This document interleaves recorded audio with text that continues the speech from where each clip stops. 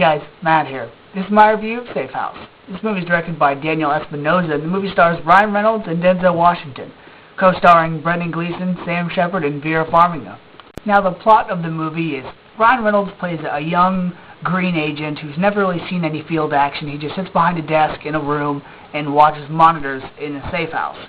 And Denzel Washington plays Nick Frost, a man who's wanted all over the world in several countries because he used to work for the CIA, but he went rogue, so now everybody's after him.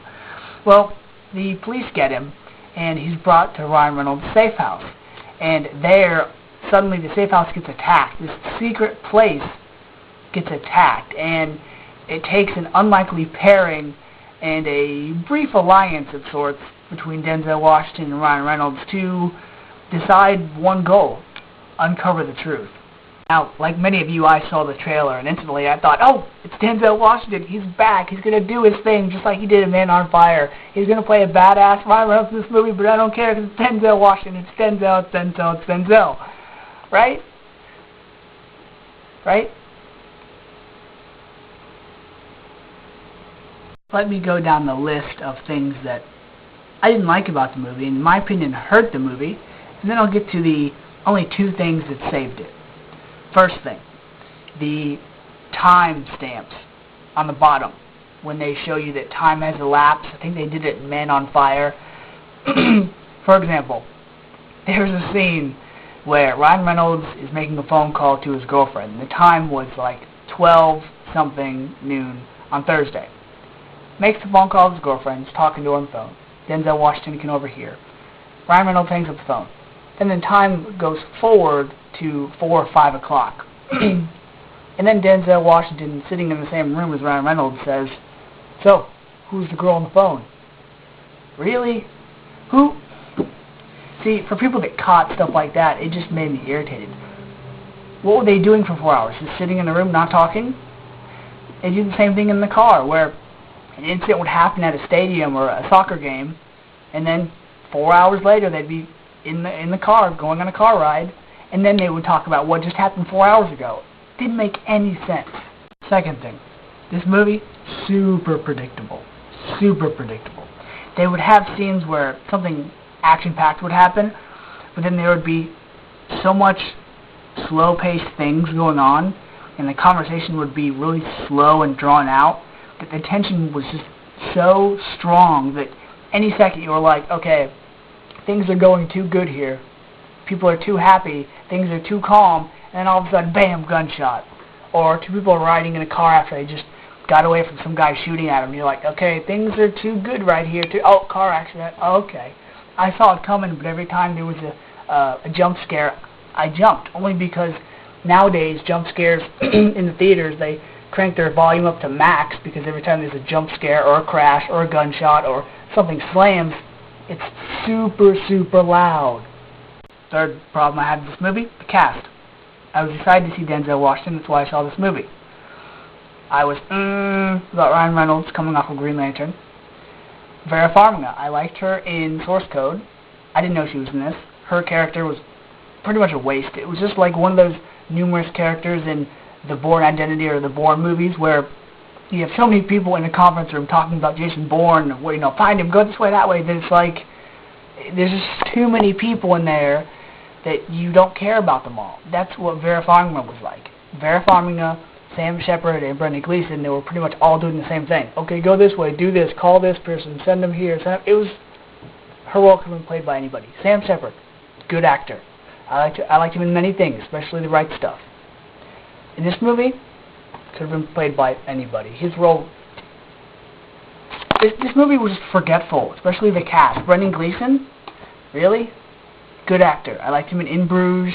He was okay in Mission Impossible. I liked him in Harry Potter. Good actor. But again, his role was just too... If he wasn't saying anything, he was just giving these looks like, okay, this guy kind of looks suspicious. And that was it.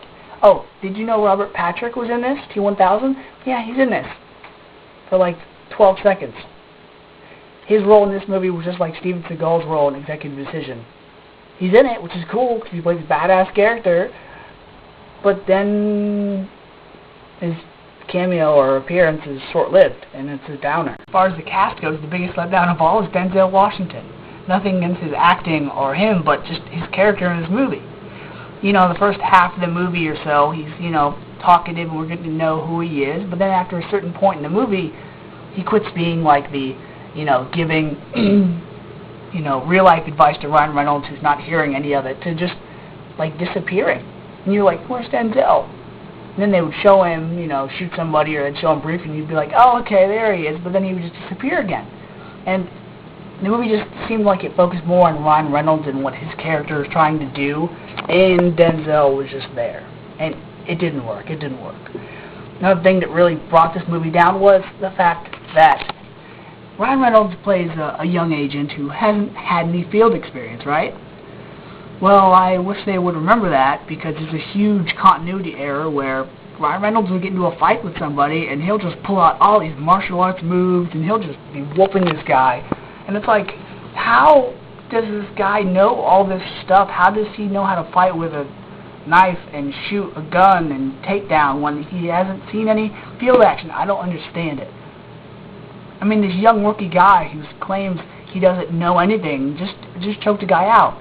Just, you know, almost beat a guy to death for not giving him answers. Like, what are you doing? Is he a tough guy or isn't he? The only two good things saving this movie. The first one was that Denzel was in it. If Denzel Washington was not in this movie, I would not give it the light of day. Second thing is, this was really good to see Ryan Reynolds in a serious, serious role. He was serious in Amityville Horror and Barry, but in this movie, he made no jokes, and he got banged up in fights, and he, you know, he beat people up, and he shot guns, and he was serious, and there was action with him. I mean, coming off of Green Lantern, I was disappointed with him, and I wasn't looking forward to anything for a while with him in it. But he was good in this. He was serious, you know. He learned lessons in this movie. You know, he paid attention to the other main characters, and it was good. It was a good role for him. Unfortunately, this is a Ryan Reynolds movie, like I said, and not a Denzel Washington movie, because Ryan Reynolds is the main character, and Denzel was the mean, wise guy that is going to end up giving Ryan Reynolds the right advice to choose his path in life, that type of thing. So because the movie was just a letdown overall and super predictable, from rating of a 1 to a 5, I'm going to give it a 3. For people that haven't seen a lot of movies like I have, I think they'll really enjoy it. But for somebody that has seen a bunch of movies and knows that this movie isn't really original, I didn't like it so much. So if you like Denzel or Ryan Reynolds, go see it. Don't let me stop you. So until next time, guys, see ya.